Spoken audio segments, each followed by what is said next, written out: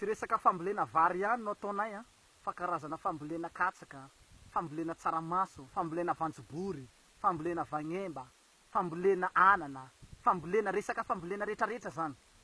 De ao koa ny fiompina, karazana fiompina rehetrarehetra koa zany ompinay, na ataoko hoe akoho bourbonnaise na karazana akoho sy ny sisa.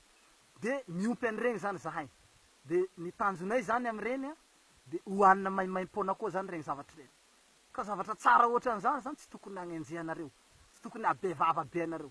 Be da be nge vavanareo agnaty Facebook ty ato, firy vavanareo ao zay. Fa ny totaliko a vavanareo zay nisahiko mihitsy hoe ny ompa nataonareo ao. Karazana ompa, sakarazany mihitsy ny ompa atanareo, fanakianana. Tena hita fa tena ampiasainy satana mihitsy nareo ary fa tsy olombelo mihitsy. Ny ao anatinareo fa tena fa devolovongany mihitsy. Satria sakananareo le programa, toherinareo le programa. Programa tsara ohatran'izany, de mbola mahitanareo fanakianana.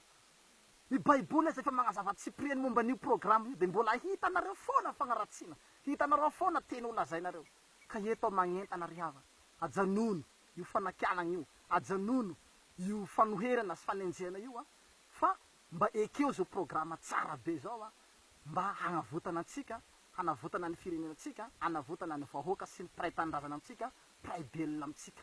Hatreto aloha mbola programa tsara no atao, fa tsisy programa ratsy. Tsisy resaka vakitrano eto a, tsisy resaka halatsy eto a, tsisy resaka vololo eto a, tsisy resaka fanolanana eto a, tsisy resaka fijanjanganana eto a, tsisy resaka halatsiny fa resaka tsara eto a, resaka famonjena eto a, resaka fanavotana eto a, resaka fagnavotana tanteraka ny vahoaka ny atao eto a, ka tokony hafaly anao zany a, ary tokony hampiravoravo anao, ary tokony soranao an'Andriamanitra tanteraka zay programa zay. Sotra to.